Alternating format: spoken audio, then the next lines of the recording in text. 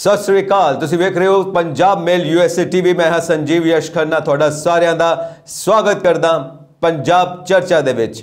अज असीं गलबात करांगे जलियांवाले बाग बारे जो अमृतसर दे विच स्थित है। तो इस सबजैक्ट के उत्ते गलबात करने वास्ते साडे नाल स्काइप के जरिए जुड़े ने डॉक्टर श्याम सुंदर दीप्ति जी जो प्रोफैसर ने मैडिकल कॉलेज अमृतसर दे विच। सर तुहाडा स्वागत करते हैं शो दे विच। बहुत बहुत धन्यवाद जी। जानना चाहांगे जलियांवाले बाग बारे कि साडी अज दी पीढ़ी नूं तुसीं दसो इहदा इतिहासिक पिछोकड़ की है, इस बाग दी हिस्टरी की है। अभी देखो जी, जो इतिहासिक पिछोकड़ की गल करते हो, मैनू नहीं लगता कि पंजाब का कोई भी जो है बंदा बच्चा नौजवान ਜਿਹੜਾ भी पंजाब ਦੇ ਵਿੱਚ ਰਹਿੰਦਾ ਘੱਟੋ ਘੱਟ, वैसे तो सारे हिंदुस्तान ਦੇ ਵਿੱਚ ही इस जलियांवाले बाग ਦੇ ਬਾਰੇ ਸਭ ਨੂੰ ਪਤਾ ਹੋਣਾ ਚਾਹੀਦਾ ਹੈ। ਤੇ ਖਾਸ ਤੌਰ ਤੇ ਪੰਜਾਬ ਦੇ ਲੋਕਾਂ ਨੂੰ ਤਾਂ ਕਿਤੇ ਨਾ ਕਿਤੇ ਕਲਾਸ ਦੇ ਵਿੱਚ ਸਿਲੇਬਸ ਦੇ ਵਿੱਚ ਵੀ ਜਲਿयांवाले ਬਾਗ ਬਾਰੇ ਮਾੜਾ ਮੋਟਾ ਦੱਸਿਆ ਜਾਂਦਾ ਹੈਗਾ। पर फिर भी जे ਆਪਾਂ मतलब कि ਜਿਹਨੂੰ नहीं पता ਉਹਨੂੰ ਦੱਸਣਾ ਹੋਵੇ ਤਾਂ ਆਪਾਂ ਕਹਿ ਸਕਦੇ ਹਾਂ ਜਲਿयांवाला बाग ਸਾਡੀ ਆਜ਼ਾਦੀ ਦੀ ਜਿਹੜੀ ਲੜਾਈ ਹੈਗੀ ਹੈ ਉਸ ਦੇ ਵਿੱਚ ਇੱਕ ਅਹਿਮ मतलब कि ਘਟਨਾ ਹੈਗੀ ਹੈ, ਇੱਕ ਵਾਰਦਾਤ ਹੈਗੀ ਹੈ।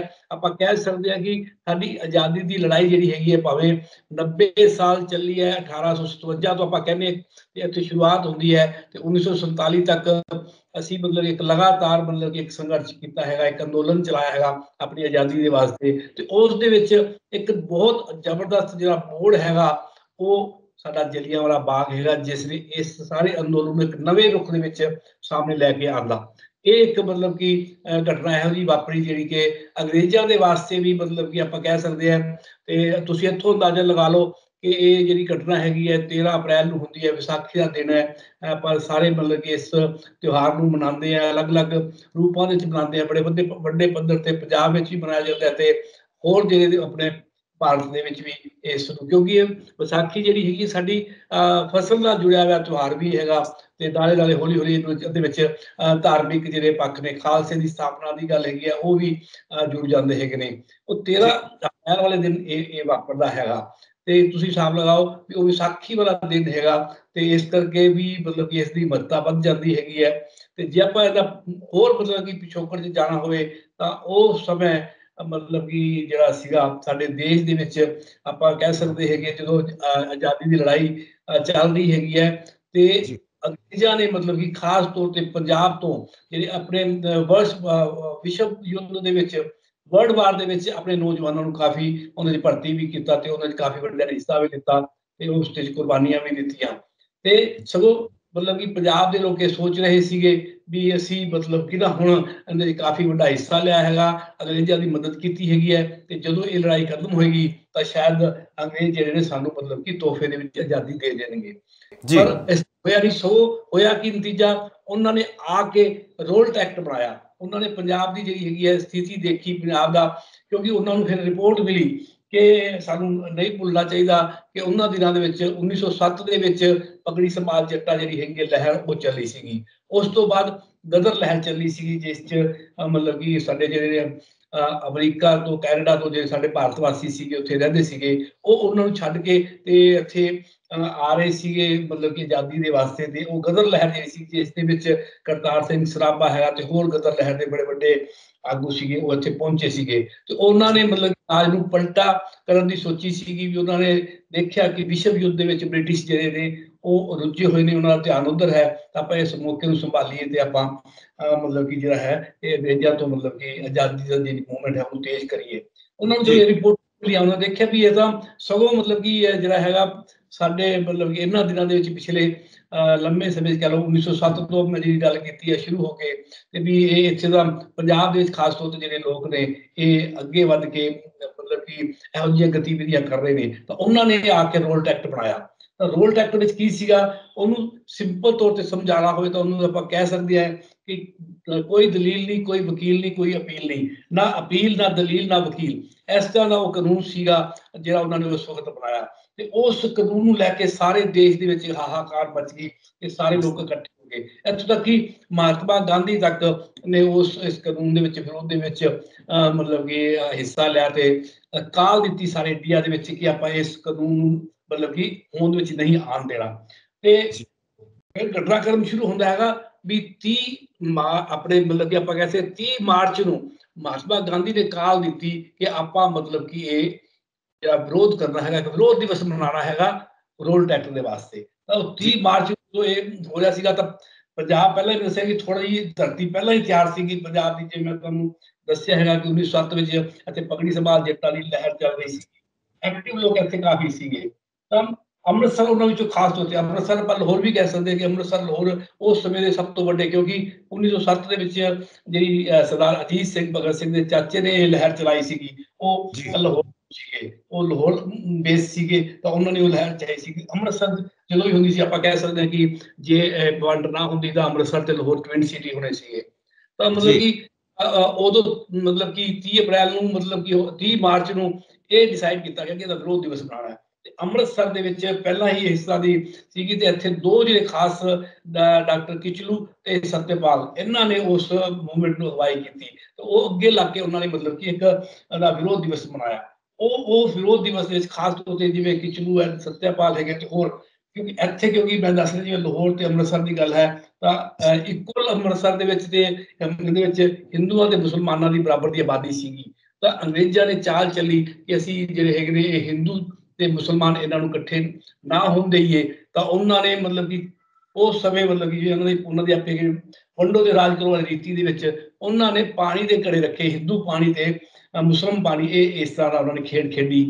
ਉਸ ਜਦੋਂ ਮਤਲਬ ਕਿ ਵਿਰੋਧ ਕਰ ਰਹੇ ਸੀਗੇ ਤੇ ਉਹਨਾਂ ਨੇ ਪਾਣੀ ਦੇ ਘੜੇ ਰੱਖੇ ਤਾਂ ਕਿ ਉਹ ਇਸ ਤਰੀਕੇ ਦੇ ਨਾਲ ਉਹਨਾਂ ਦਾ ਵਿਰੋਧ ਹੋਵੇ, ਆਪਸ ਦੇ ਵਿੱਚ ਇਹ ਟਕਰਾਣ। ਪਰ ਜਿਹੜੇ ਸੀਗੇ ਸਾਡੇ ਇੱਥੇ ਲੋਕ ਜਿਵੇਂ ਸਿਆਣਪ ਦਾ ਸਬੂਤ ਦਿੰਦੇ ਰਹੇ ਨੇ, ਲਹਿਰਾਂ ਦੇ ਵਿੱਚ ਖਾਸ ਤੌਰ ਤੇ ਮਤਲਬ ਕਿ ਸਿਆਣਪ ਦਾ ਸਬੂਤ ਦਿੰਦੇ ਰਹੇ ਨੇ, ਤਾਂ ਉਹਨਾਂ ਨੇ ਉਸ ਨੂੰ ਸਗੋਂ ਮਤਲਬ ਕਿ ਜਿਹੜਾ ਹੈਗਾ ਵਿਰੋਧ ਵਿੱਚ ਆਪਣਾ ਵੱਡਾ ਹਿੱਸਾ ਲਿਆ ਵੀ ਇਹ ਸਰਕਾਰ ਗਲਤ ਕੰਮ ਕਰ ਰਹੀ ਹੈਗੀ ਹੈ। ਤੇ ਸਭ ਤੋਂ ਅਗੇਂਸਟ ਜਿਹੜਾ ਹੁੰਦਾ ਹੈਗਾ ਉਹ ਮਤਲਬ ਕਿ 9 ਮਤਲਬ ਕਿ ਅਪ੍ਰੈਲ ਦਾ ਹੈਗਾ। 9 ਅਪ੍ਰੈਲ ਵਾਲੇ ਦਿਨ 1919 ਦੇ ਵਿੱਚ ਵੀ 9 ਅਪ੍ਰੈਲ ਵਾਲੇ ਦਿਨ ਮਤਲਬ ਵਿਸਾਖੀ ਸੀਗੀ, ਰਾਮਨੌਮੀ, ਰਾਮਨੌਮੀ ਦਾ ਤਿਉਹਾਰ ਸੀਗਾ। ਤੇ ਰਾਮਨੌਮੀ ਦਾ ਤਿਉਹਾਰ ਹਿੰਦੂਆਂ ਤੇ ਮੁਸਲਮਾਨਾਂ ਨੇ ਇਕੱਠੇ ਰਲ ਕੇ ਮਨਾਇਆ। ਉਹਦੀ ਖੂਬਸੂਰਤੀ ਇਹ ਸੀਗੀ ਕਿ ਡਾਕਟਰ ਬਸ਼ੀਰ ਜਿਹੜੇ ਸੀਗੇ ਇੱਕ ਮੁਸਲਮਾਨ ਆਗੂ ਸੀਗੇ, ਉਹਨਾਂ ਨੇ ਅੱਗੇ ਲੱਗ ਕੇ ਪਿੱਛੇ ਜਿਹੜੇ ਰਾਮਨੌਮੀ ਦੇ ਜਿਹੜੇ ਸਾਡੇ ਹਿੰਦੂ ਭਰਾ ਸੀਗੇ ਉਹਨਾਂ ਦੀ ਅਗਵਾਈ ਕੀਤੀ। ਤੇ ਫਿਰ ਮਤਲਬ ਕਿ ਵਿੱਚੇ ਵਿੱਚੇ ਮੁਸਲਮਾਨਾਂ ਦੀਆਂ ਟੁਕੜੀਆਂ, ਵਿੱਚੇ ਵਿੱਚੇ ਹਿੰਦੂਆਂ ਦੀਆਂ ਟੁਕੜੀਆਂ ਆਪਸ ਵਿੱਚ ਇਕੱਠੇ ਜਾ ਰਹੇ ਸੀਗੇ, ਇੱਕ ਦੂਜੇ ਨੂੰ ਮਤਲਬ ਕਿ ਗਲਵਕੜੀ ਵਿੱਚ ਲੈ ਰਹੇ ਸੀਗੇ, ਇੱਕੋ ਘੜੇ ਚੋਂ ਪਾਣੀ ਪੀ ਰਹੇ ਸੀਗੇ। ਤਾਂ ਉਹ ਇੱਕ ਦ੍ਰਿਸ਼ ਜਿਹੜਾ ਰਾਮਨੌਮੀ ਵਾਲਾ ਉਹ ਮਤਲਬ ਕਿ ਉਤਸ਼ਾਹਜਨਕ ਸੀਗਾ ਆਪਣੇ ਭਾਰਤੀ ਲੋਕਾਂ ਵਾਸਤੇ, ਪਰ ਅੰਗਰੇਜ਼ਾਂ ਵਾਸਤੇ ਇਹ ਸਭ ਤੋਂ ਖਤਰਨਾਕ ਦ੍ਰਿਸ਼ ਸੀਗਾ। ਤੇ ਉਹਨਾਂ ਨੇ ਕੀ ਕੀਤਾ ਕਿ ਸਤਪਾਲ ਤੇ ਡਾਕਟਰ ਕਿਚਲੂ ਨੂੰ ਮਤਲਬ ਕਿ ਨਾ ਗ੍ਰਿਫਤਾਰ ਕਰ ਲਿਆ ਤੇ ਉਹਨਾਂ ਨੂੰ ਮਤਲਬ ਕਿ ਉਹ ਫੜ ਕੇ ਲੈ ਗਏ। ਇਸ ਨੂੰ ਦੇਖ ਕੇ ਹੋਰ ਰੋਸ਼ ਵੱਧ ਗਿਆ ਤੇ ਫਿਰ ਇਸ ਤਰੀਕੇ ਦਾ ਫਿਰ ਘਟਨਾਕ੍ਰਮ ਚੱਲਦਾ ਹੈ। 10 ਤਰੀਕ ਨੂੰ 10 ਅਪ੍ਰੈਲ ਨੂੰ ਲੋਕਾਂ ਨੇ ਇਕੱਠੇ ਹੋ ਕੇ ਆਪਣੇ ਆਗੂਆਂ ਨੂੰ ਛੁਡਾਉਣ ਦੇ ਵਾਸਤੇ ਮਤਲਬ ਕਿ ਰੈਲੀ ਕੀਤੀ, ਮੁਜ਼ਾਹਰਾ ਕੀਤਾ।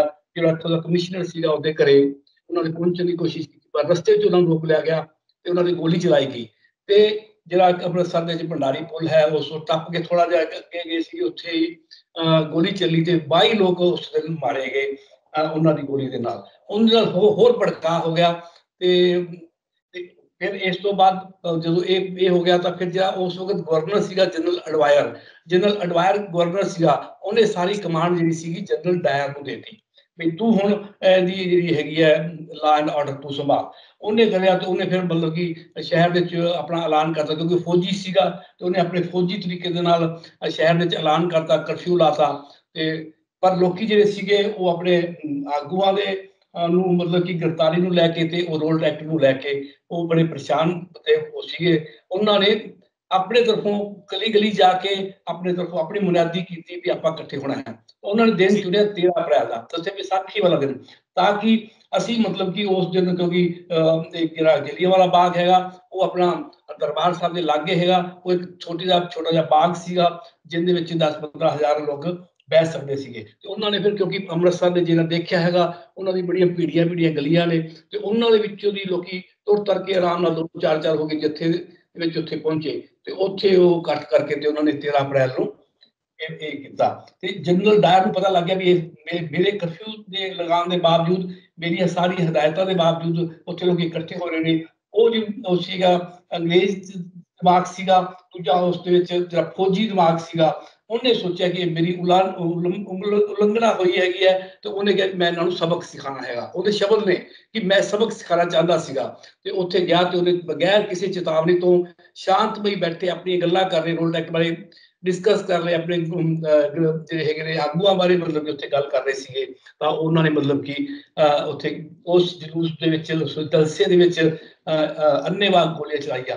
ਤੇ ਉੱਥੇ ਇੱਕ ਛੋਟਾ ਜਿਹਾ ਇੱਕ ਰਸਤਾ ਸੀਗਾ, ਇੱਕ ਬੀੜੀ ਜੀ ਗਲੀ ਆਪਾਂ ਕਹਿ ਸਕਦੇ ਹਾਂ।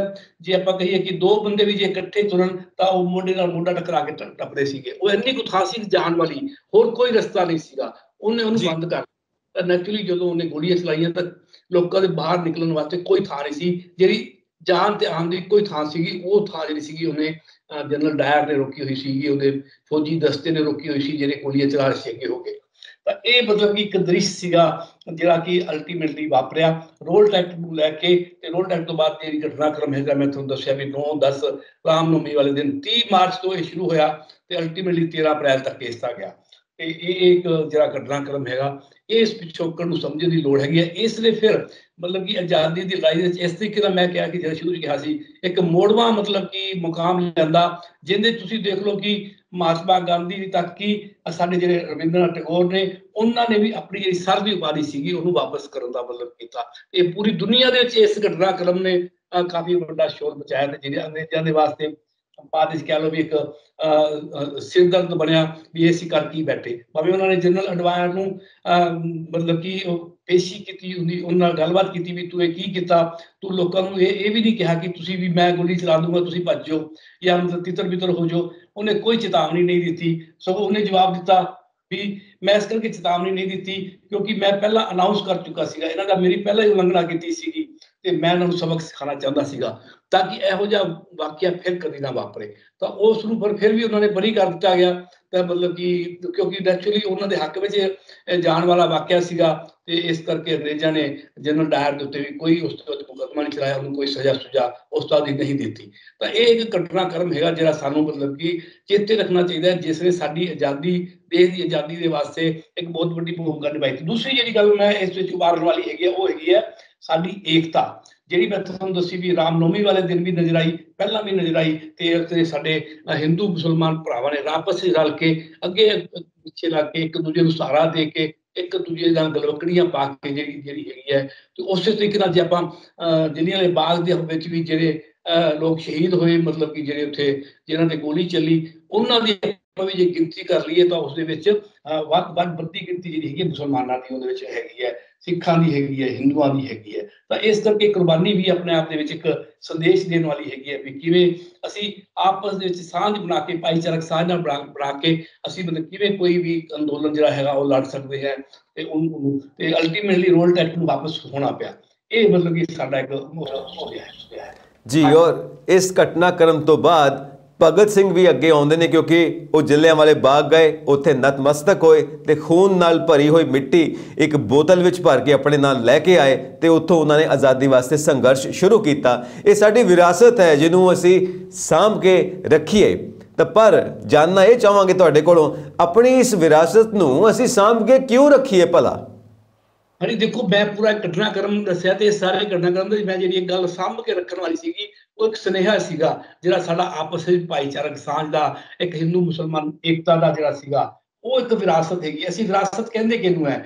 ਦੇਖੋ ਵਿਰਾਸਤ ਹੁੰਦੀ ਜਿਹੜੀ ਸਾਡੀ ਆਪਾਂ ਜਿਹੜੀ ਜਨਮ ਤੋਂ ਲੈ ਕੇ, ਜੇ ਮੈਂ ਆਪਣੇ ਜਨਮ ਤੋਂ ਹੁਣ ਤੱਕ ਦੇਖਾਂ ਤੇ ਜੋ ਮੈਨੂੰ ਵਿਰਸੇ ਵਿੱਚ ਮਿਲਿਆ ਉਹ ਵਿਰਾਸਤ ਉਹ ਹੈਗੀ ਹੈ। ਜਾਂ ਆਪਾਂ ਜਨਮ ਤੋਂ, ਮੈਂ ਆਪਣੇ ਜਨਮ ਤੋਂ ਗੱਲ ਨਹੀਂ ਕਰਦਾ, ਮਨੁੱਖ ਦੇ ਜਨਮ ਤੋਂ ਲੈ ਕੇ ਵੀ ਆਪਾਂ ਗੱਲ ਕਰੀਏ ਅੱਜ ਤੱਕ, ਅਸੀਂ ਸਾਰਾ ਕੁਝ ਦੇਖਦੇ ਹਾਂ ਵੀ ਸਾਡੇ ਪਹਿਲਾਂ ਰਾਜੇ ਕਿਹੋ ਜਿਹੇ ਸੀ, ਫਿਰ ਉਸ ਤੋਂ ਬਾਅਦ ਅੰਗਰੇਜ਼ ਆਏ, ਇਹ ਅਸੀਂ ਕੀ ਕੀਤਾ ਤੇ ਅੰਗਰੇਜ਼ਾਂ ਨੇ ਕੀ ਕੀਤਾ ਜਾਂ ਮੁਗਲਾਂ ਨੇ ਕੀ ਕੀਤਾ, ਇਹ ਸਾਰਾ ਇਹ ਸਾਡੀ ਵਿਰਾਸਤ ਹੁੰਦੀ ਹੈ। ਉਵੇਂ ਮਤਲਬ ਕਿ ਸਾਨੂੰ ਆਪਣੇ ਗੁਰੂਆਂ ਦੀ ਵਿਰਾਸਤ ਮਿਲਦੀ ਹੈ ਵੀ ਸਾਨੂੰ ਗੁਰੂਆਂ ਨੇ ਕੀ ਸਿੱਖਿਆ ਦਿੱਤੀ। ਸਾਡੇ ਕੋਲ ਗੁਰੂਆਂ ਪੀਰਾਂ ਦੀ ਧਰਤੀ ਹੈਗੀ ਹੈ। ਤੁਸੀਂ ਭਗਤ ਸਿੰਘ ਦੀ ਗੱਲ ਕੀਤੀ, ਜੋ ਭਗਤ ਸਿੰਘ ਨੇ ਕੀਤਾ, ਭਗਤ ਸਿੰਘ ਦੀ ਗੱਲ ਉਹਦੇ ਜਨਮ ਤੋਂ ਲੈ ਕੇ ਤੇ ਉਹਦੀ ਫਾਂਸੀ ਤੱਕ ਉਹਦੇ ਜਿਹੜੇ ਆਪਾਂ ਮਤਲਬ ਕਿ ਜ਼ਿੰਦਗੀ ਨੂੰ ਦੇਖੀਏ, ਉਹ ਸਾਡੀ ਵਿਰਾਸਤ ਹੈਗੀ ਹੈ ਵੀ ਅਸੀਂ ਉਸ ਤਰੀਕੇ ਨਾਲ ਕਿਵੇਂ ਮਤਲਬ ਕਿ ਸੋਚਣਾ ਹੈਗਾ, ਕਿਵੇਂ ਅੱਗੇ ਵਧਣਾ ਹੈਗਾ। ਇਹ ਹੁੰਦੀ ਹੈ ਵਿਰਾਸਤ। ਅਸੀਂ ਉਹਨੂੰ ਸੰਭਾਲਣਾ ਹੁੰਦਾ ਕਿਉਂਕਿ ਅਸੀਂ ਉਸ ਦੇ ਵਿੱਚੋਂ ਦੀ ਚੰਗੇ ਸੁਨੇਹੇ ਲੈਣੇ ਹੁੰਦੇ ਨੇ, ਉਹਦੇ ਵਿੱਚ ਹਿੰਮਤ ਲੈਣੀ ਹੁੰਦੀ ਹੈ, ਪ੍ਰੇਰਨਾ ਲੈਣੀ ਹੁੰਦੀ ਹੈ ਤਾਂ ਕਿ ਅਸੀਂ ਇੱਕ ਵਧੀਆ ਕਦਮ ਪੁੱਟ ਸਕੀਏ। ਹੁਣ ਜਿਵੇਂ ਮੈਂ ਭਗਤ ਸਿੰਘ ਦੀ ਜਿਹੜੀ ਤੁਸੀਂ ਗੱਲ ਕੀਤੀ ਹੈ, ਹੁਣ ਤੁਸੀਂ ਦੇਖੋ ਵੀ 14 ਤਰੀਕ ਨੂੰ ਸਵੇਰੇ 14 ਅਪ੍ਰੈਲ ਨੂੰ ਇਹ ਮਤਲਬ ਕਿ ਭਗਤ ਸਿੰਘ ਜਿਹੜਾ ਹੈਗਾ ਉਹ ਤਕਰੀਬਨ ਮਤਲਬ ਕਿ 11 ਸਾਲ ਦਾ ਹੈਗਾ। ਤੁਸੀਂ ਅੰਦਾਜ਼ਾ ਲਗਾ ਕੇ ਦੇਖੋ ਵੀ 11 ਸਾਲ ਦਾ ਜਿਹੜਾ ਬੱਚਾ ਹੈਗਾ ਉਹ ਘਰੋਂ ਤਿਆਰ ਹੋਇਆ ਹੈਗਾ ਸਕੂਲ ਜਾਣ ਦੇ ਵਾਸਤੇ। ਸਕੂਲ ਜਾਣ ਦੇ ਵਾਸਤੇ ਘਰਦਿਆਂ ਨੂੰ ਪਤਾ ਨਹੀਂ ਕੁਝ, ਉਹ ਸਕੂਲ ਜਾਣ ਵਾਸਤੇ ਤਿਆਰ ਹੋ ਰਿਹਾ ਤੇ ਉਹ ਆ ਜਾਂਦਾ ਲਾਹੌਰ ਰੇਲਵੇ ਸਟੇਸ਼ਨ ਤੇ। ਰੇਲਵੇ ਸਟੇਸ਼ਨ ਤੇ ਆ ਕੇ ਗੱਡੀ ਦੇ ਵਿੱਚ, ਅੰਮ੍ਰਿਤਸਰ ਦੀ ਗੱਡੀ 'ਚ ਬੈਠਦਾ ਹੈਗਾ ਤੇ ਫਿਰ ਉਹ ਉੱਥੇ ਮਤਲਬ ਕਿ ਪਹੁੰਚਦਾ ਹੈਗਾ ਜਲਿਆਂਵਾਲੇ ਬਾਗ। ਜਲਿਆਂਵਾਲੇ ਬਾਗ ਦੇ ਦਾ ਤੁਸੀਂ ਦੱਸੋ ਵੀ ਇੱਕੋ ਦਮ ਉਹਨੂੰ ਰਾਤ ਨੂੰ ਸੁਪਨਾ ਨਹੀਂ ਆਇਆ ਵੀ ਮੈਂ ਜਲਿਆਂਵਾਲੇ ਬਾਗ ਜਾਣਾ ਹੈ।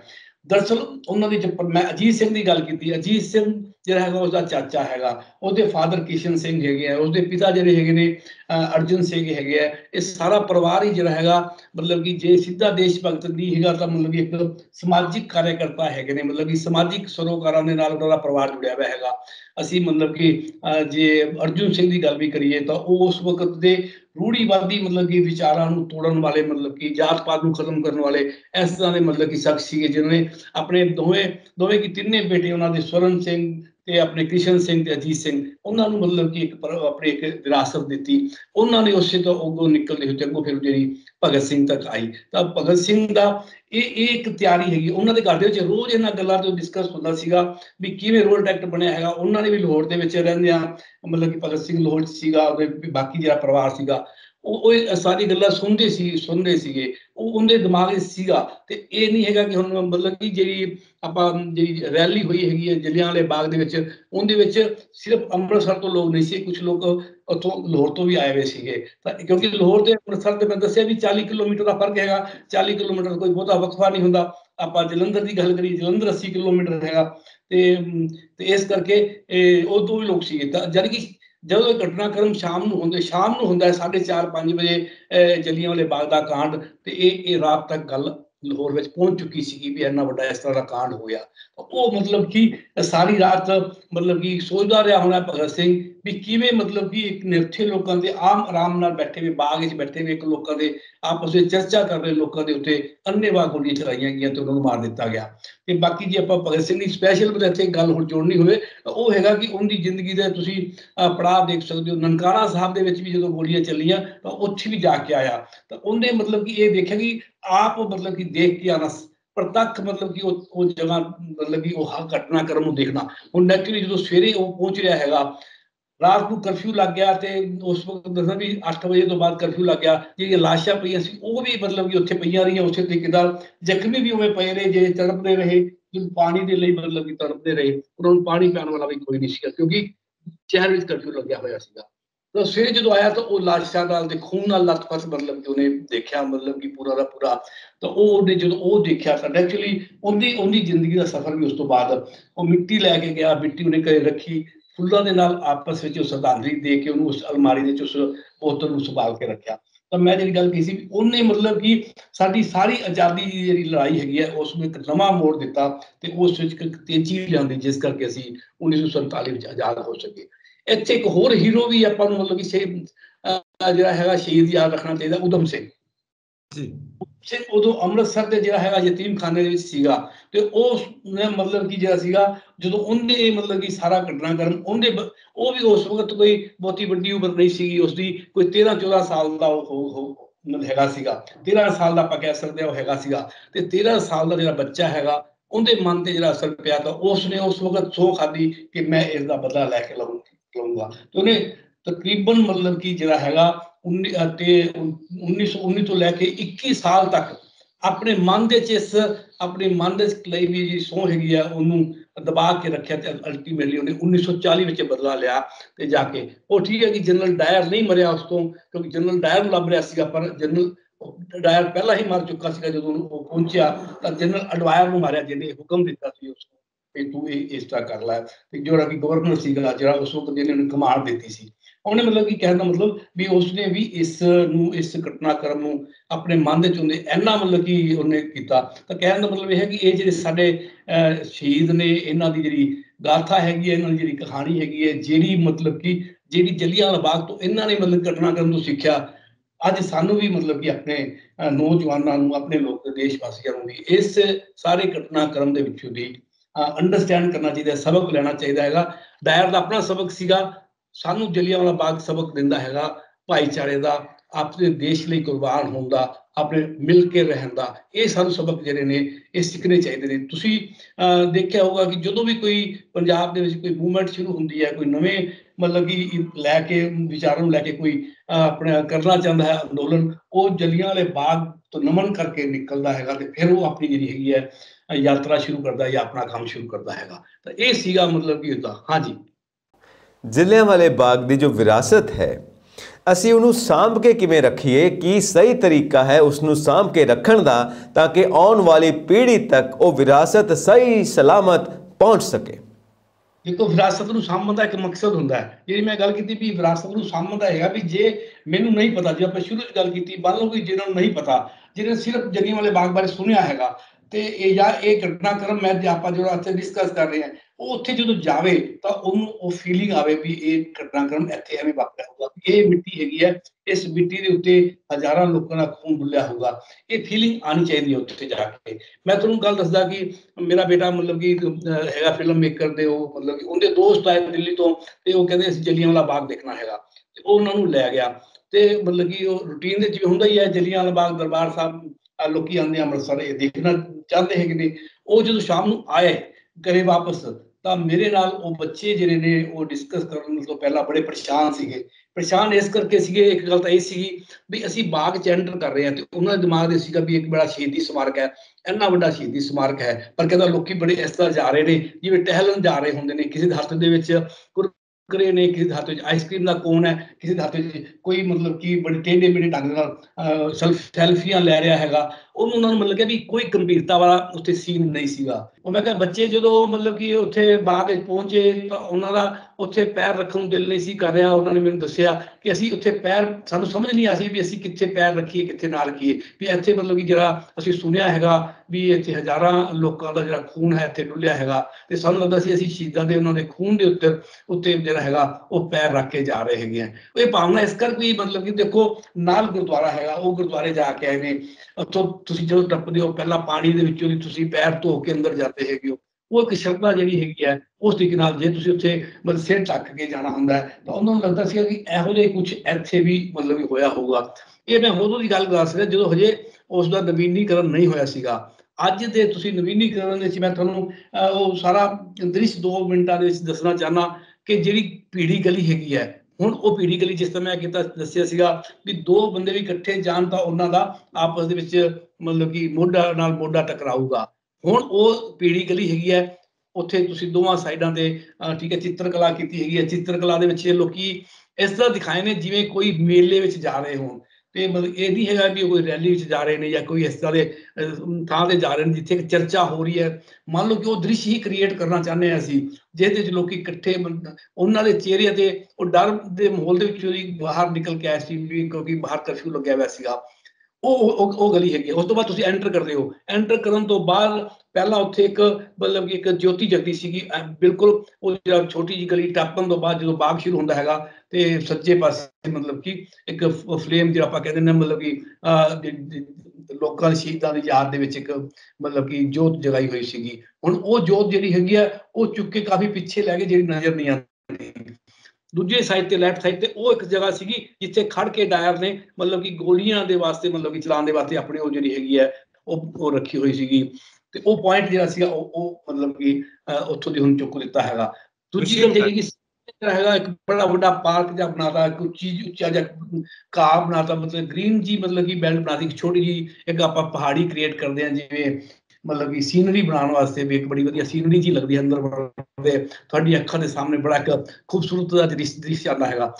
ਉਂਝ ਉਹਨਾਂ ਨੇ 4 ਗੈਲਰੀਆਂ ਬਣਾਈਆਂ ਨੇ ਜਿਹੜਾ ਕਿ ਆਪਾਂ ਕਹਿੰਦੇ ਕਿ ਜਲਿਆਂਵਾਲੇ ਦੇ ਇਤਿਹਾਸ ਨੂੰ ਲੈ ਕੇ ਉਹਨਾਂ ਨੇ ਉਹਦੇ ਵਿੱਚ, ਪਰ ਜਿਹੜੀਆਂ ਗੱਲਾਂ ਮੈਂ ਦੱਸੀਆਂ ਤੁਹਾਨੂੰ ਜਿਹੜਾ ਇਤਿਹਾਸ ਦੱਸਿਆ ਮਤਲਬ ਰਾਮ ਨਵਮੀ ਵਾਲਾ 30 ਮਾਰਚ ਤੋਂ ਆਪਣੇ ਲੈ ਕੇ ਤੇ 9 ਅਪ੍ਰੈਲ ਤੱਕ 10 12 13 ਅਪ੍ਰੈਲ ਤੱਕ ਦਾ ਜਿਹੜਾ ਸਾਰਾ ਹੈਗਾ ਉਹ ਜਿਹੜਾ ਹੈਗਾ ਉਹ ਮਤਲਬ ਕਿ ਬੜਾ ਟੁਕੜਿਆਂ ਦੇ ਵਿੱਚ ਹੈਗਾ। ਉਸ ਤਰੀਕੇ ਦੇ ਨਾਲ ਉਹ ਸੁਨੇਹਾ ਨਹੀਂ ਦਿੰਦਾ ਜਿਹੜਾ ਕਿ ਮੈਂ ਕਿਹਾ ਵੀ ਭਾਈਚਾਰਕ ਸਾਂਝ ਦਾ ਸੁਨੇਹਾ ਦੇਵੇ। ਜਿਹੜੀ ਨਵਮੀ ਮਨਾਈ ਗਈ ਹੈ ਉਹਦਾ ਸੁਨੇਹਾ ਦੇਵੇ ਵੀ ਕਿਵੇਂ ਰਾਮ ਨਵਮੀ ਮਨਾਈ ਗਈ, ਕਿਵੇਂ ਮਤਲਬ ਕਿ ਆ ਮੁਸਲਮਾਨ ਪਾਣੀ ਤੇ ਹਿੰਦੂ ਪਾਣੀ ਰੱਖਿਆ ਗਿਆ। ਇਹ ਦ੍ਰਿਸ਼ ਉਹਦੇ ਵਿੱਚ ਨਹੀਂ ਹੈਗੇ। ਸਭ ਤੋਂ ਵੱਡੀ ਜਿਹੜੀ ਮਤਲਬ ਖਾਸ ਤੌਰ ਤੇ ਮੈਨੂੰ ਮਤਲਬ ਕਿ ਸਭ ਤੋਂ ਪਰੇਸ਼ਾਨ ਕਰਨ ਵਾਲੀ ਸੀਗੀ ਉਸ ਤੋਂ ਬਾਅਦ ਤੁਸੀਂ ਘੁੰਮਦੇ ਜਾਂਦੇ ਹੋ ਜਿਵੇਂ ਕਿਸੇ ਪਾਰਕ ਦੇ ਵਿੱਚ ਜਾ ਰਹੇ ਹੈਗੇ ਹੋ, ਪਾਣੀ ਦੇ ਪੀਣ ਦੀ ਥਾਂ ਹੈਗੀ ਹੈ, ਟਾਇਲਟ ਦੀ ਥਾਂ ਹੈਗੀ ਹੈ, ਬੈਠਣ ਦੇ ਵਾਸਤੇ ਬੈਂਚ ਹੈਗੇ ਨੇ, ਤੇ ਅਖੀਰ 'ਚ ਲਿਖਿਆ ਬਾਹਰ ਜਾਣ ਦਾ ਰਸਤਾ। ਤੇ ਉਹ ਇੱਕ ਬਾਹਰ ਜਾਣ ਦਾ ਰਸਤਾ ਇੱਕ ਪੀੜੇ ਇੱਕ ਸ਼ਾਨਦਾਰ ਜਿਹੜਾ ਅੰਮ੍ਰਿਤਸਰ ਦਾ ਬਾਜ਼ਾਰ ਹੈ ਉਹਦੇ ਜਾ ਕੇ ਖੁੱਲ ਜਾਂਦਾ ਹੈਗਾ। ਤੁਹਾਨੂੰ ਅਹਿਸਾਸ ਹੀ ਨਹੀਂ ਹੁੰਦਾ ਕਿ ਵੀ ਇੱਥੇ ਉਹ ਦ੍ਰਿਸ਼ ਜਿਹੜਾ ਹੈਗਾ ਉਹ ਤੁਹਾਡੇ ਸਾਹਮਣੇ ਆਉਣਾ ਚਾਹੀਦਾ ਹੈ ਵੀ ਗੋਲੀਆਂ ਚੱਲੀਆਂ ਸੀਗੀਆਂ ਤੇ ਨਿਕਲਣ ਦੀ ਕੋਈ ਥਾਂ ਨਹੀਂ ਸੀਗੀ। ਬਈ ਜੇ ਤੁਸੀਂ ਜਾ ਰਹੇ ਹੋ ਉੱਥੇ ਰਸਤੇ ਤੋਂ ਜਾ ਰਹੇ ਹੋ, ਉਸੇ ਰਸਤੇ ਤੋਂ ਵਾਪਸ ਆ ਰਹੇ ਹੋ, ਤੁਹਾਨੂੰ ਅਹਿਸਾਸ ਹੁੰਦਾ ਵੀ ਇਹ ਇੰਨੀ ਭੀੜੀ ਗਲੀ ਸੀਗੀ, ਉਹ ਵੀ ਬੰਦ ਸੀਗੀ ਉਸ ਵੇਲੇ ਜਦੋਂ ਮਤਲਬ ਕਿ ਜਨਰਲ ਡਾਇਰ ਨੇ ਇਹਦੇ ਉੱਤੇ ਗੋਲੀਆਂ ਚਲਾਈਆਂ ਸੀ। ਮਤਲਬ ਮੇਰਾ ਕਹਿਣ ਦਾ ਮਤਲਬ ਵੀ ਅਸੀਂ ਵਿਰਾਸਤ ਨੂੰ ਸੰਭਾਲਣਾ ਹੈਗਾ, ਉਹ ਵਿਰਾਸਤ ਦੱਸਣੀ ਹੈਗੀ ਹੈ। ਦੱਸਣ ਤੋਂ ਬਾਅਦ ਜਦੋਂ ਭਾਵੇਂ ਅਸੀਂ ਕਿਤਾਬਾਂ 'ਚ ਪੜ੍ਹਦੇ ਹੈਗੇ ਹਾਂ ਜਾਂ ਆਪਾਂ ਡਿਸਕਸ ਕਰ ਰਹੇ ਹੈਗੇ ਹਾਂ, ਪਰ ਇੱਕ ਤੁਸੀਂ ਆਪ ਜਾ ਕੇ ਉਹ ਦੇਖਦੇ ਹੋ ਤਾਂ ਉਹ ਅਹਿਸਾਸ ਸਾਡੇ ਅੰਦਰ ਜਾਗਣਾ ਚਾਹੀਦਾ ਹੈਗਾ। ਤੁਸੀਂ ਉੱਥੇ ਜਾ ਕੇ ਦੇਖੋ, ਉੱਥੇ ਜਾ ਕੇ ਬੈਠੋ, ਤੁਹਾਨੂੰ ਪਤਾ ਲੱਗੇ ਵੀ ਮਤਲਬ ਕਿ ਵੀ ਇਹ ਦ੍ਰਿਸ਼ ਜਿਹੜੇ ਨੇ ਉਹ ਤੁਹਾਡੇ ਸਾਹਮਣੇ ਆ ਜਾਣ, ਤੁਹਾਨੂੰ ਦੱਸਣ ਦੀ ਲੋੜ ਨਾ ਪਵੇ। ਸਾਨੂੰ ਲਾਈਟ ਐਂਡ ਸਾਊਂਡ ਪ੍ਰੋਗਰਾਮ ਜਿਹੜੇ ਨੇ ਉਹ ਕਰਨ ਦੀ ਲੋੜ ਨਾ ਪਵੇ। ਉਹ ਠੀਕ ਹੈ ਕਿ ਉਹ ਐਡੀਸ਼ਨਲੀ ਮਤਲਬ ਕਿ ਆਪਣਾ ਕੰਮ ਕਰ ਸਕਦੇ ਨੇ। ਤੁਸੀਂ ਵਿੱਚੇ ਮਤਲਬ ਕਿ ਲੇਖਸ ਲਗਾ ਸਕਦੇ ਹੋ, ਦੱਸ ਸਕਦੇ ਹੋ ਵੀ ਇੱਥੇ ਆਹ ਗੱਲ ਹੈਗੀ, ਇੱਥੇ ਇਹ ਗੱਲ ਹੈਗੀ ਹੈ, ਪਰ ਫਿਰ ਵੀ ਮਤਲਬ ਕਿ ਜਿਹੜਾ ਬੈਟਰ ਤਾਂ ਇਹੀ ਹੈਗਾ ਕਿ ਉਹ ਜਿਹੜਾ ਦ੍ਰਿਸ਼ ਹੈਗਾ ਉਹ ਤੁਹਾਡੇ ਸਾਹਮਣੇ ਉਜਾਗਰ ਹੋਵੇ ਜਦੋਂ ਤੁਸੀਂ ਉਸ ਥਾਂ ਤੇ ਜਾਓ। ਇਕੱਲੇ ਜਲਿਆਂਵਾਲੇ ਬਾਗ ਦੀ ਗੱਲ ਨਹੀਂ, ਕੋਈ ਵੀ ਵਿਰਾਸਤ ਜਿਹੜੀ ਹੈਗੀ ਹੈ, ਜਿਹੜੀ ਹੁਣ ਅਸੀਂ ਦੇਖ ਰਹੇ ਹਾਂ, ਸੁਣ ਵੀ ਰਹੇ ਹਾਂ ਕਿ ਈਵਨ ਮਤਲਬ ਕਿ ਜਿਹੜੇ ਆਪਣਾ ਸ਼ਹੀਦੀ ਸਮਾਰਕ ਆਪਣੇ ਸਾਹਿਬਜ਼ਾਦਿਆਂ ਦੀ ਹੈਗੀ ਹੈ ਚਮਕੌਰ ਸਾਹਿਬ ਦੇ ਵਿੱਚ, ਉਹ ਵੀ ਕਈ ਲੋਕੀ ਕਹਿੰਦੇ ਨੇ ਪਰੇਸ਼ਾਨ ਕਰਨ ਵਾਲੀ ਹੈਗੀ ਹੈ ਕਿ ਉੱਥੇ ਸੰਗਮਰਮਰ ਲਗਾ ਤੇ ਕੁਛ ਹੋਰ ਲਗਾਤਾ, ਤੇ ਇਸ ਤਰੀਕੇ ਨਾਲ ਉਹਨੂੰ ਵਧੀਆ ਚਮਕਾ ਤਾਂ ਅਸੀਂ ਜ਼ਰੂਰ ਦਿੱਤਾ, ਪਰ ਜੋ ਅਸੀਂ ਸੁਨੇਹਾ ਦੇਣਾ ਚਾਹੁੰਦੇ ਹਾਂ ਜਾਂ ਜੋ ਸੁਨੇਹਾ ਲੈਣਾ ਚਾਹੁੰਦੇ ਹਾਂ ਉਹਦੇ 'ਚ ਅਸੀਂ ਮਤਲਬ ਕਿ ਕਿਤੇ ਮਤਲਬ ਇੱਕ ਖਾਮੀ ਕ੍ਰੀਏਟ ਕਰ ਲੈਂਦੇ ਹਾਂ। ਹਾਂਜੀ, ਮੈਂ ਤੁਹਾਡੀ ਗੱਲ ਦਾ ਮਤਲਬ ਸਮਝ ਗਿਆ ਕਿ ਕਿਸੇ ਵੇਲੇ ਤੁਹਾਡੇ ਪੁੱਤਰ ਦੇ ਮਿੱਤਰ ਆਏ ਤੇ ਉਹ ਜਲਿਆਂਵਾਲੇ ਬਾਗ ਦਰਸ਼ਨ ਕਰਨ ਗਏ, ਉਸ ਤੋਂ ਪਹਿਲਾਂ ਸ਼੍ਰੀ ਹਰਿਮੰਦਰ ਸਾਹਿਬ ਗਏ ਤੇ ਉੱਥੇ ਜਾ ਕੇ ਜਿੱਦਾਂ ਸ਼ਰਧਾ ਦੇ ਨਾਲ ਅਸੀਂ ਸਿਰ ਢੱਕਦੇ ਹਾਂ, ਪੈਰ ਧੋਨੇ ਹਾਂ ਤੇ ਉਸ ਤੋਂ ਬਾਅਦ ਅਸੀਂ ਅੰਦਰ ਜਾ ਕੇ ਮੱਥਾ ਟੇਕਦੇ ਹਾਂ, ਤੇ ਉਹਨਾਂ ਦੇ ਮਨ 'ਚ ਇਹੀ ਸੀ ਕਿ ਇਹ ਜਿਹੜਾ ਸ਼ਹੀਦੀ ਸਮਾਰਕ ਹੈ ਜਲਿਆਂਵਾਲਾ ਬਾਗ, ਇੱਥੇ ਵੀ ਅਸੀਂ ਸ਼ਰਧਾਂਜਲੀ ਦੇਣ ਜਾ ਰਹੇ ਹਾਂ ਸ਼ਹੀਦਾਂ ਨੂੰ, ਕਿਉਂਕਿ ਇੱਥੇ ਐਡਾ ਵੱਡਾ ਸਾਕਾ ਵਾਪਰਿਆ ਹੈ, ਐਡੀ ਵੱਡੀ ਘਟਨਾ ਘਟੀ ਹੈ। ਪਰ ਉੱਥੇ ਜਾ ਕੇ ਜਦੋਂ ਉਹਨਾਂ ਨੇ ਦੇਖਿਆ ਕਿ ਲੋਕਾਂ ਦੇ ਦਿਲ ਦੇ ਅੰਦਰ ਕੋਈ ਸ਼ਰਧਾ ਨਹੀਂ, ਕੋਈ ਭਾਵਨਾ ਨਹੀਂ, ਬਸ ਉਹ ਇੱਦਾਂ ਆਏ ਨੇ ਜਿੱਥੇ ਉਹ ਘੁੰਮਣ ਫਿਰਨ ਆਏ ਹੋਏ ਨੇ, ਕੋਈ ਟਹਿਲਣ ਆਏ ਹੋਏ ਨੇ, ਕੋਈ ਮਸਤੀ ਕਰਨ ਆਏ ਨੇ, ਤੇ ਫਿਰ ਉਸ ਤੋਂ ਬਾਅਦ ਜਦੋਂ ਨਵੀਨੀਕਰਨ ਹੁੰਦਾ ਹੈ ਜਲਿਆਂਵਾਲੇ ਬਾਗ ਦਾ, ਤਾਂ ਉਹ ਸਾਰੀ ਜੋ ਸੱਚਾਈ ਹੈ ਉਹ ਸਾਹਮਣੇ ਨਹੀਂ ਆ ਰਹੀ, ਉਹ ਕਿਤੇ ਛੁਪ ਗਈ ਹੈ ਉਸ ਚਮਕ ਦਮਕ ਦੇ ਵਿੱਚ ਜੋ ਨਵੀਨੀਕਰਨ ਦੇ ਨਾਂ ਦੇ ਉੱਤੇ ਜਲਿਆਂਵਾਲੇ ਬਾਗ ਦੇ ਵਿੱਚ ਕੀਤੀ ਗਈ। ਤੇ ਉਹ ਫੀਲਿੰਗ, ਉਹ ਭਾਵਨਾ ਨਹੀਂ ਆਉਂਦੀ ਜੋ ਉਸ ਵੇਲੇ ਦੀ ਸਾਡੇ ਅੰਦਰ ਆਉਣੀ ਚਾਹੀਦੀ ਹੈ ਕਿ ਕਿਸ ਤਰ੍ਹਾਂ ਲੋਕਾਂ ਦੇ ਉੱਤੇ ਤਸ਼ੱਦਦ ਕੀਤਾ ਗਿਆ, ਹਿੰਸਾ ਕੀਤੀ ਗਈ, ਲੋਕਾਂ ਦੇ ਉੱਤੇ ਕਿਸ ਤਰ੍ਹਾਂ ਜ਼ੁਲਮ ਕੀਤਾ ਗਿਆ, ਕਿਸ ਤਰ੍ਹਾਂ ਗੋਲੀ ਚਲਾਈ ਗਈ, ਤਾਂ ਉਹ ਸਾਰੀ ਭਾਵਨਾ ਸਾਡੇ ਅੰਦਰ ਜਾਗਰਿਤ ਹੋਣੀ ਚਾਹੀਦੀ ਹੈ। ਇਸ ਕਰਕੇ ਉਸ ਸਮਾਰਕ ਨੂੰ ਉਵੇਂ ਹੀ ਰੱਖਿਆ ਜਾਣਾ ਚਾਹੀਦਾ ਸੀ ਜਿਵੇਂ ਉਹ ਸੱਚਮੁੱਚ ਸੀ, ਜਿਵੇਂ ਉਹ ਓਰੀਜਨਲੀ ਸੀ, ਉਹਦੇ ਵਿੱਚ ਕੋਈ ਛੇੜਛਾੜ ਨਹੀਂ ਕੀਤੀ ਜਾਣੀ ਚਾਹੀਦੀ ਸੀ। ਤੇ ਹੁਣ ਜੋ ਛੇੜਛਾੜ ਕੀਤੀ ਗਈ ਹੈ ਉਹਦੀ ਓਰੀਜਨੈਲਿਟੀ, ਉਹਦੀ ਸੱਚਾਈ ਇੱਕ ਤਰ੍ਹਾਂ ਨਾਲ ਖਤਮ ਹੋ ਚੁੱਕੀ ਹੈ ਤੁਹਾਡੇ ਮੁਤਾਬਿਕ। ਹਾਂਜੀ, ਮੈਂ ਦੱਸਿਆ ਕਿ ਬਿਲਕੁਲ, ਮੈਂ ਕਹਿੰਦਾ ਵੀ ਦੇਖੋ ਨਿੱਕੀਆਂ ਚੀਜ਼ਾਂ ਆਪਾਂ ਡਿਸਕਸ ਕੀਤੀਆਂ ਨੇ, ਪਰ ਮੈਂ ਕਿਹਾ ਜਿਹੜੀ ਗੱਲ ਨੇ ਮੈਨੂੰ ਸਭ ਤੋਂ ਵੱਧ ਪਰੇਸ਼ਾਨ ਕੀਤਾ ਉਹ ਹੈਗਾ ਸੀ ਬਾਹਰ ਜਾਣ ਦਾ ਰਸਤਾ। ਉਹ ਬਾਹਰ ਜਾਣ ਦਾ ਰਸਤਾ ਜਿਹੜਾ ਹੈਗਾ ਉਹ ਤਾਂ ਮੈਂ, ਜੇ ਕੋਈ ਅੱਜ ਮੈਨੂੰ ਕਹੇ ਤੁਹਾਡੀ ਕੀ ਮੰਗ ਹੈਗੀ ਹੈ ਇਸ 'ਚ ਆਪਾਂ ਨੂੰ ਕੀ ਕਰੀਏ, ਉਹਦੇ ਸਭ ਤੋਂ ਪਹਿਲੇ ਮੰਗ ਹੈਗੀ ਹੈ ਕਿ ਬਾਹਰ ਜਾਣ ਵਾਲਾ ਰਸਤਾ ਜਿਹੜਾ ਹੈਗਾ ਉਹ ਬੰਦ ਹੋਣਾ ਚਾਹੀਦਾ ਹੈ। ਤੇ ਇਸ ਕਰਕੇ ਉਹ ਜਿਹੜੀ ਘੱਟੋ-ਘੱਟ ਇੱਕ ਫੀਲਿੰਗ ਇਹ ਤਾਂ ਆਉਣੀ ਚਾਹੀਦੀ ਹੈਗੀ ਹੈ ਵੀ ਜਿਹੜੀ ਮਤਲਬ ਕਿ ਆਪਾਂ ਸੋਚੀਏ ਕਿ ਵੀ ਉਸ ਥਾਂ ਦੇ ਵਿੱਚ ਜਾ ਕੇ ਵੀ ਇਹ ਉਹ ਥਾਂ ਹੈਗੀ ਹੈ ਜਿੱਥੇ ਬਾਹਰ ਜਾਣ ਦਾ ਕੋਈ ਰਸਤਾ ਨਹੀਂ ਸੀਗਾ, ਤੇ ਜਿੰਨਾ ਕਿ ਰਸਤਾ ਸੀਗਾ ਛੋਟਾ ਜਿਹਾ ਭੀੜੀ ਜਿਹੀ ਗਲੀ, ਉਹ ਤੁਹਾਨੂੰ ਭੀੜੀ ਗਲੀ ਦਾ ਵੀ ਅਹਿਸਾਸ ਤਾਂ ਹੀ ਹੋਊਗਾ ਕਿਉਂਕਿ ਹੁਣ ਉਹਨੂੰ ਉਸ ਤਰ੍ਹਾਂ ਦੀ ਹੈਗੀ ਹੈ ਕਿ ਉਹ ਖੁੱਲੀ ਨਹੀਂ ਹੋ ਸਕਦੀ, ਨਹੀਂ ਤਾਂ ਇਹ ਖੁੱਲਾ ਕਰ ਸਕਦਾ। ਪਰ ਉਹਨਾਂ ਨੇ ਇੱਕ ਵਾਰੀ ਪਹਿਲਾਂ ਨਾਲ ਇੱਕ ਗੈਲਰੀ ਬਣਾਈ ਸੀਗੀ ਜਿਹਦੇ ਜਦੋਂ VIP ਆਉਂਦੇ ਆ, ਜਦੋਂ 13 ਅਪ੍ਰੈਲ ਨੂੰ ਕੁਝ ਉਹਨਾਂ ਦੇ ਜਾਣ ਦਾ ਵਾਸਤੇ ਉਹਨਾਂ ਨੇ ਪਹਿਲਾਂ ਹੀ ਇੱਕ ਬਣਾਈ ਹੋਈ ਸੀਗੀ, ਪਰ ਉਹ ਚਲੋ ਠੀਕ ਹੈ ਕਿ ਉਹ ਕਦੀ ਖੁੱਲਦੀ ਸੀਗੀ ਵੀ ਉਹ ਵਾਪਸੀ ਦਾ ਰਸਤਾ ਜਿਹੜਾ ਜਾਣ ਦਾ ਉਹ VIP ਤੋਂ ਲੈ ਜਾਂਦੇ ਸੀਗੇ। ਵੈਸੇ ਤਾਂ ਉਹ ਵੀ ਮਤਲਬ ਕਿ ਉਹਨਾਂ ਨੇ ਗਲਤ ਕੀਤਾ ਸੀਗਾ, ਪਰ ਉਹ ਆਮ ਜਨਤਾ ਦੇ ਵਾਸਤੇ ਨਹੀਂ ਸੀਗਾ, ਇੱਕ ਆਮ ਜਨਤਾ ਜਿਹੜੀ ਸੀਗੀ ਉਹ ਉਸੇ ਭੀੜੀ ਗਲੀ ਵਿੱਚੋਂ ਦੀ ਜਾਂਦੀ ਸੀਗੀ, ਪਰ ਕਿਉਂਕਿ ਨਾ ਉਹ ਭੀੜੀ ਗਲੀ ਹੁਣ ਉਹ ਖੁੱਲਾ ਨਹੀਂ ਹੋ ਸਕਦੀ, ਇਸ ਕਰਕੇ ਨਹੀਂ ਤਾਂ ਇਹ ਵੀ ਕਰ ਦਿੰਦੇ, ਕੋਈ ਮਤਲਬ ਕਿ ਸਰਕਾਰਾਂ ਦਾ ਪਤਾ ਨਹੀਂ ਹੁੰਦਾ। ਪਰ ਜਿਹੜਾ ਬਾਹਰ ਜਾਣ ਦਾ ਰਸਤਾ ਵੀ ਉਹਨਾਂ ਨੇ ਉਸੇ ਮਕਸਦ ਦੀ ਗੱਲ ਹੈਗੀ ਹੈ ਕਿ ਤੁਹਾਡੇ ਮਨ ਦੇ 'ਚ ਉਹ ਭਾਵਨਾ ਨਾ ਆਵੇ, ਤਾਂ ਕਿ ਉਹ ਜਿਹੜੀ ਉਹ ਦੱਸਣਾ ਚਾਹੁੰਦੇ ਹੈਗੇ ਨੇ ਜਿਹੜੀ ਕਿ ਆਪਾਂ ਨੂੰ ਮਤਲਬ ਕਿ ਬਚਾ ਕੇ ਰੱਖਣੀ ਚਾਹੀਦੀ ਹੈ। ਦੇਖੋ ਵਰਲਡ ਓਵਰ ਜਿਹੜਾ ਹੈਗਾ ਇੱਕ ਡਿਪਾਰਟਮੈਂਟ ਆਪਣੇ ਵੀ ਹੈਗਾ, ਐਸਟ੍ਰੋਲੋਜੀਕਲ ਡਿਪਾਰਟਮੈਂਟ ਹੈ ਨਾ, ਤੇ ਵਰਲਡ ਓਵਰ ਵੀ ਹੈਗਾ ਜਿਹਨੂੰ ਮਤਲਬ ਕਿ ਜਿਹੜੇ ਮਤਲਬ ਕਿ ਸੰਭਾਲਣ ਦੇ ਤਰੀਕੇ ਵੀ ਦੱਸਦੇ ਨੇ, ਤੇ ਕਈ ਵਾਰੀ ਉਹ ਦੇਖਦੇ ਨੇ ਵੀ ਇੰਟਰਨੈਸ਼ਨਲ मतलब कि ਇੰਪੋਰਟੈਂਸ ਦੀ ਇੱਕ ਮਤਲਬ ਕਿ ਇਵੈਂਟ ਹੈਗੀ ਹੈ, ਉਹ ਕਈ ਵਾਰੀ ਆਪ ਵੀ ਕਹਿ ਦਿੰਦੇ ਵੀ ਅਸੀਂ ਸਾਂਭਾਂਗੇ, ਇਹਦਾ ਜ਼ਿੰਮਾ ਅਸੀਂ ਲੈਂਦੇ ਹਾਂ, ਇਹਨੂੰ ਅਸੀਂ ਮੇਨਟੇਨ ਕਰਾਂਗੇ, ਤੇ ਅਸੀਂ ਕਈ ਵਾਰੀ ਉਹਨਾਂ ਨੂੰ ਦਿੰਦੇ ਹਾਂ, ਕਈ ਵਾਰੀ ਨਹੀਂ ਦਿੰਦੇ ਆਪਣੀ, ਕਿਉਂਕਿ ਨੈਚੁਰਲੀ ਹੁਣ ਜਿਹੜੀ ਇੰਟਰਨੈਸ਼ਨਲ ਏਜੰਸੀ ਹੈਗੀ ਹੈ ਉਹ ਆਪੇ ਤਾਂ ਕੋਈ ਥਾਂ ਲੈ ਨਹੀਂ ਸਕਦੀ। ਜਿਵੇਂ ਉਹਨਾਂ ਨੇ ਕਈ ਵਾਰੀ ਗੁਰਦੁਆਰੇ ਮੰਗੇ ਆ ਤਾਂ ਨੈਸ਼ਨਲੀ ਐਸਜੀਪੀਸੀ ਕਹਿੰਦੀ ਵੀ ਅਸੀਂ ਆਪ ਬੜੇ ਸક્ષਮ ਹੈਗੇ ਆ, ਅਸੀਂ ਆਪੇ ਗੁਰਦੁਆਰੇ ਮੇਨਟੇਨ ਕਰਾਂਗੇ। ਪਰ ਉਹ ਕਈ ਵਾਰੀ ਡਰ ਹੁੰਦਾ ਹੈ ਵੀ ਇਹ ਸਹੀ ਮਾਇਨੇ ਦੇ ਵਿੱਚ ਅਸਲ ਦੇ ਵਿੱਚ ਇਹਦੀ ਰੂਹ ਜਿਹੜੀ ਹੈਗੀ ਬਚਾ ਕੇ ਰੱਖਣਗੇ, ਤੇ ਕਿਉਂਕਿ ਉਹਨਾਂ ਦੇ ਕੋਲੋਂ ਅੰਤਰਰਾਸ਼ਟਰੀ ਮਾਹਰ ਵੀ ਹੁੰਦੇ ਨੇ, ਉਹ ਇੰਪੋਰਟੈਂਸ ਵੀ ਜਾਣਦੇ ਨੇ ਇਹਨਾਂ ਚੀਜ਼ਾਂ ਦੀ, ਵਿਰਾਸਤ ਨੂੰ ਬਚਾ ਕੇ ਰੱਖਣ ਦੀ, ਵਿਰਾਸਤੀ ਇਮਾਰਤਾਂ ਨੂੰ ਬਚਾ ਕੇ ਰੱਖਣ ਦੀ। ਕਿਉਂਕਿ ਆਪਾਂ ਕੱਲਾ ਇਤਿਹਾਸ ਜਿਹੜਾ ਹੈਗਾ ਨਾ ਉਹ ਸਿਰਫ ਕਿਤਾਬਾਂ ਵਿੱਚ ਹੀ ਨਹੀਂ ਪੜ੍ਹਿਆ ਜਾਂਦਾ, ਅਸੀਂ ਇੱਕ ਦੂਜੇ ਤੋਂ ਸੁਣ ਕੇ ਵੀ ਇਤਿਹਾਸ ਮਤਲਬ ਕਿ ਜਿਹੜੀ ਗੱਲ ਕਰਦੇ, ਕਿਉਂਕਿ ਇਹ ਹੁਣ ਘਟਨਾ ਦਾ ਮਤਲਬ ਕਿ 100 ਸਾਲ ਹੀ ਹੋਏ ਨੇ, ਸਮਝੋ 103-4 ਸਾਲ 1919 ਤੇ 2019 100 ਸਾਲ ਹੋਣੇ ਸੀਗੇ, ਤੇ 102 ਸਾਲ ਹੀ ਹੋ ਗਏ ਨੇ। ਉਹ ਪਰਿਵਾਰ ਹਜੇ ਤੱਕ ਜਿੰਦਾ ਨੇ ਜਿਨ੍ਹਾਂ ਦੇ ਉੱਥੇ ਮਤਲਬ ਕਿ ਮਾਪੇ ਜਿਹੜੇ ਨੇ, ਉਹਨਾਂ ਦੇ ਮਾਪਿਓ ਉਸ ਜਲਸੇ ਸੀਗੇ ਤੇ ਮਾਰੇ ਗਏ ਸੀਗੇ, ਸ਼ਹੀਦ ਹੋਏ ਸੀਗੇ। ਉਹ ਇੱਕ ਆਪਣੀ ਵੱਖਰੀ ਲੜਾਈ ਲੜ ਰਹੇ ਨੇ, ਆਪਣੇ ਆਪ ਨੂੰ ਸ਼ਹੀਦੀ ਦਾ ਉਹਨਾਂ ਦਾ ਦਰਜਾ ਲੈਣ ਦੇ ਵਾਸਤੇ ਉਹ ਕਰ ਰਹੇ ਨੇ। ਕਹਿਣ ਦਾ ਮਤਲਬ ਉਹ ਜੇ ਜਿੰਦਾ ਨੇ, ਸਾਡੇ ਕੋਲ ਆਈ ਵਿਟਨੈਸ ਮਤਲਬ ਕਿ ਕਹਿਣ ਦਾ ਮਤਲਬ ਹੈਗੇ ਨੇ, ਉਹ ਹੁਣ ਉਹ ਕਿੰਨੇ ਪਰੇਸ਼ਾਨ ਹੋ ਰਹੇ ਹੋਣਗੇ। ਹਜੇ ਤਾਂ ਅਸੀਂ ਤਾਂ ਚਲੋ ਮਤਲਬ ਕਿ ਹੈਗੇ ਸਿਰਫ ਇੱਕ ਵੱਖਰੇ ਨਜ਼ਰੀਏ ਤੋਂ ਉਸ ਬਾਗ ਨੂੰ ਦੇਖਦੇ ਹਾਂ। ਜਿਵੇਂ ਕਿ ਵੀ ਮੈਂ ਤਾਂ ਕਿਤਾਬ ਵਿੱਚ ਪੜ੍ਹਿਆ ਤੇ ਇੱਥੇ ਅੰਮ੍ਰਿਤਸਰ 'ਚ ਆ ਕੇ ਜਦੋਂ ਪਹਿਲੀ ਵਾਰੀ ਦੇਖਿਆ ਤੇ ਉਦੋਂ ਹੋਰ ਸੀਗਾ, ਤੇ ਹੁਣ ਜਦੋਂ ਨਵੀਨੀਕਰਨ ਹੋ ਗਿਆ ਤਾਂ ਉਹਦੇ ਬਿਲਕੁਲ ਹੀ ਆਪਾਂ ਕਹਿੰਦੇ ਵੀ ਉਹਦੀ ਰੂਹ ਹੀ ਮਾਰਤੀ ਹੈਗੀ ਹੈ। ਮਤਲਬ ਕਿ ਜੋ ਅਸਲ ਦੇ ਵਿੱਚ ਆਪਾਂ ਇਤਿਹਾਸ ਨੂੰ ਸੰਭਾਲ ਕੇ ਰੱਖਣ ਦੀ, ਵਿਰਾਸਤ ਨੂੰ ਸੰਭਾਲ ਕੇ ਰੱਖਣ ਦੀ, ਇਤਿਹਾਸ ਤੋਂ ਅਸੀਂ ਸਿੱਖਣਾ ਹੁੰਦਾ ਹੈਗਾ, ਭਾਵੇਂ ਅਸੀਂ ਕਿਤਾਬੀ ਇਤਿਹਾਸ ਹੋਵੇ, ਚਾਹੇ ਲੋਕਾਂ ਤੋਂ ਸੁਣਿਆ ਹੋਇਆ ਇਤਿਹਾਸ ਹੋਵੇ, ਤੇ ਚਾਹੇ ਉਸ ਥਾਂ ਦੇ ਉੱਤੇ ਜਾ ਕੇ ਅਸੀਂ ਉਸ ਇਤਿਹਾਸ ਨੂੰ ਫਿਰ ਦੁਬਾਰਾ ਜਿੰਦਾ ਕੇ ਹੁੰਦੇ ਹੋਏ ਦੇਖ ਸਕੀਏ। ਸੋ ਸਰ, ਇੱਕ ਚੀਜ਼ ਜੋ ਜਾਂਦੇ ਜਾਂਦੇ ਇੱਕ ਬਰੀਫਿੰਗ ਦੇ ਦਿਓ ਸਾਨੂੰ ਕਿ ਇਹ ਜੋ ਸਾਰੀ ਘਟਨਾ ਹੋਈ ਹੈ ਨਵੀਨੀਕਰਨ ਦੀ, ਇਹ ਕਿਸੇ ਨਾਦਾਨੀ ਕਰਕੇ ਹੋਈ ਹੈ, ਨਾ ਸਮਝੀ ਕਰਕੇ ਹੋਈ ਹੈ, ਜਾਂ ਫਿਰ ਸੋਚ ਸਮਝ ਕੇ ਇਹ ਨਵੀਨੀਕਰਨ ਦੀ ਘਟਨਾ ਨੂੰ ਅੰਜਾਮ ਦਿੱਤਾ ਗਿਆ ਹੈ ਕਿ ਅਸੀਂ ਇਤਿਹਾਸ ਤੋਂ ਟੁੱਟ ਜਾਈਏ? ਇਹ ਦੇਖੋ, ਆਪਾਂ ਨੂੰ ਪਤਾ ਵੀ ਜਿਹੜੇ ਸਰਕਾਰਾਂ ਦਾ ਜਿਹੜਾ ਅਲੱਗ-ਅਲੱਗ ਤਰ੍ਹਾਂ ਦੀਆਂ ਸਰਕਾਰਾਂ ਹੁੰਦੀਆਂ ਨੇ, ਹੁਣ ਸਰਕਾਰ ਜਿਹੜੀ ਆਉਂਦੀ ਹੈਗੀ ਹੈ ਉਹਦਾ ਕੀ ਮਕਸਦ ਹੈਗਾ, ਉਹਦੇ ਦਿਮਾਗ ਦੇ ਵਿੱਚ ਕੀ ਹੈਗਾ। ਪਰ ਜੋ ਆਪਾਂ ਹੁਣ ਪਿਛਲੇ ਕੁਝ ਸਮੇਂ ਤੋਂ ਘਟਨਾਕ੍ਰਮ ਦੇਖ ਰਹੇ ਹੈਗਾ ਦੇਸ਼ ਦਾ, ਤਾਂ ਉਸ ਤੋਂ ਤੁਸੀਂ ਅੰਦਾਜ਼ਾ ਲਗਾ ਸਕਦੇ ਕਿ ਮਤਲਬ ਕਿ ਸੋਚ ਸਮਝ ਕੇ ਜਿਵੇਂ ਲੋਕਾਂ ਦੇ ਆਪਾਂ ਹੁਣ ਵੀ ਜਦੋਂ ਮੈਂ ਮਤਲਬ ਕਿ ਰੋਲ ਟੈਕ ਦੀ ਗੱਲ ਕਰਦਾ ਤੇ ਮੈਨੂੰ ਯੂਏਪੀਏ ਯਾਦ ਆ ਜਾਂਦਾ, ਜਿਹੜਾ ਅੱਜ ਹਿੰਦੁਸਤਾਨ ਵਿੱਚ ਹੈਗਾ।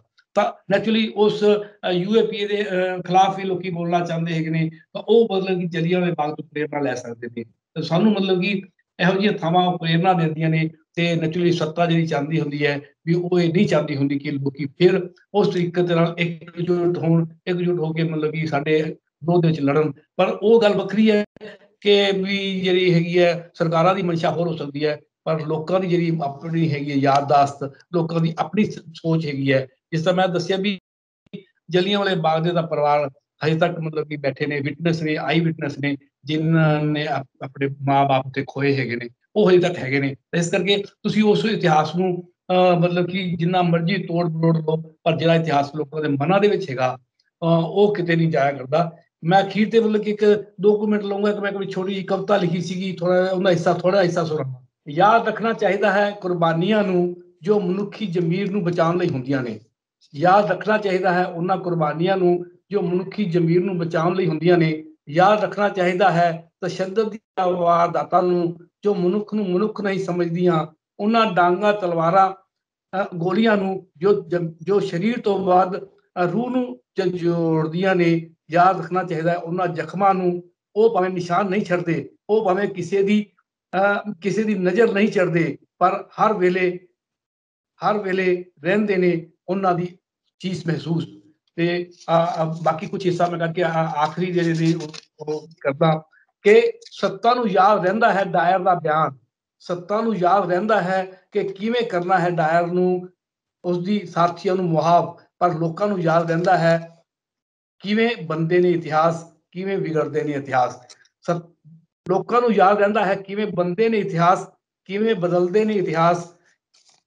ਜਦੋਂ ਸੱਤਾ ਬਦਲਦੀ ਹੈ ਇਤਿਹਾਸ, ਜਦੋਂ ਸੱਤਾ ਵਿਗਾੜਦੀ ਹੈ ਇਤਿਹਾਸ, ਲੋਕਾਂ ਨੂੰ ਨਹੀਂ ਭੁੱਲਦਾ, ਲੋਕਾਂ ਦੇ ਮਨਾਂ ਵਿੱਚੋਂ ਦੀ ਨਹੀਂ ਉੱਠਦਾ, ਨਹੀਂ ਮਿਟਦਾ, ਚੇਤੇ ਵਿੱਚ ਪਿਆ ਰਹਿੰਦਾ ਹੈ, ਸਗੋਂ ਹੋਰ ਵੱਧ ਉਹ ਰਫ਼ਤਾਰ ਦੇ ਨਾਲ ਅੱਗੇ ਵੱਧਦਾ ਹੈ, ਅੱਗੇ ਤੁਰਦਾ ਹੈ, ਅੱਗੇ ਚੱਲਦਾ ਹੈ।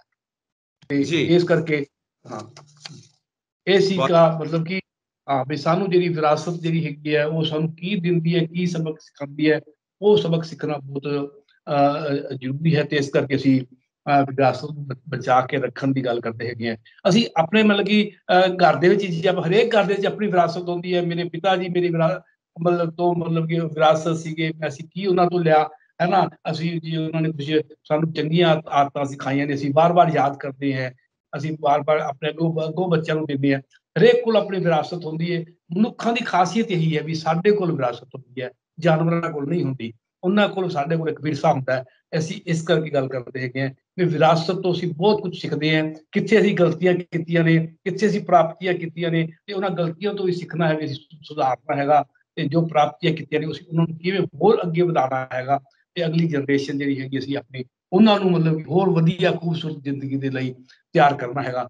ਇਹ ਇੱਕ ਵਿਰਸੇ ਦਾ ਤੇ ਵਿਰਾਸਤ ਦਾ ਇਹਨਾਂ ਚੀਜ਼ਾਂ बहुत बहुत खूबसूरत है ਤੁਹਾਡਾ संदेश जो साडे दर्शकों तक पहुंच रहा है ਤੁਹਾਡੇ ਜ਼ਰੀਏ। ਤਾਂ बहुत बहुत शुक्रिया ਤੁਹਾਡਾ कि ਤੁਸੀਂ ਸਾਡੇ ਨਾਲ स्काइप ਦੇ ਜ਼ਰੀਏ जुड़े ਤੇ ਜ਼ਿਲ੍ਹਿਆਂ ਵਾਲੇ ਬਾਗ ਦੀ ਵਿਰਾਸਤ ਕੀ ਹੈ ਸਾਡੇ ਨਾਲ ਆਪਣੇ ਵਿਚਾਰ ਸਾਂਝੇ ਕੀਤੇ। ਤੇ ਜਾਂਦੇ ਜਾਂਦੇ ਅਸੀਂ ਇਹੀ ਕਹਿਣਾ ਚਾਹਾਂਗੇ ਕਿ ਇੱਕ ਇਤਿਹਾਸ ਉਹ ਹੁੰਦਾ ਹੈ ਜੋ ਰਾਜਨੀਤੀ ਲਿਖਦੀ ਹੈ ਤੇ ਇੱਕ ਇਤਿਹਾਸ ਉਹ ਹੁੰਦਾ ਹੈ ਜੋ ਲੋਕ ਲਿਖਦੇ ਨੇ। ਤੁਹਾਡਾ ਬਹੁਤ ਬਹੁਤ ਧੰਨਵਾਦ ਕਿ ਤੁਸੀਂ ਪੰਜਾਬ ਮੇਲ USA TV ਦਾ ਹਿੱਸਾ ਬਣੇ। ਹੋਰ ਅਪਡੇਟਸ ਦੇ ਲਈ ਦੇਖਦੇ ਰਹੋ ਪੰਜਾਬ ਮੇਲ USA TV। ਸਤਿ ਸ੍ਰੀ ਅਕਾਲ।